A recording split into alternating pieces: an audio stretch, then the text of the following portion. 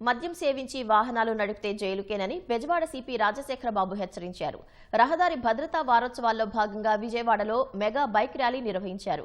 Road ప్రమాదాలు తగ్గించేందుకు ప్రణాళిక సిద్ధం చేశామన్నారు. ఆటోలో సురక్షితంగా నగరవాసులు ప్రయాణం చేసేందుకు ride safety auto QR code scan విధానాన్ని ప్రారంభించారు. విజయవాడను సురక్షిత నగరంగా మార్చడమే తమ లక్ష్యమని సిపి రాజశేఖరబాబు తెలిపారు.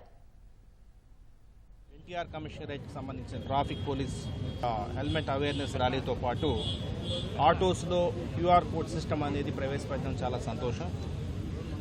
తాగి రోడ్ల మీదకి వచ్చి మోటార్ సైకిల్ డ్రైవ్ చేసి మాత్రం ఎటువంటి పరిస్థితులు ఉపేక్షించలేదు.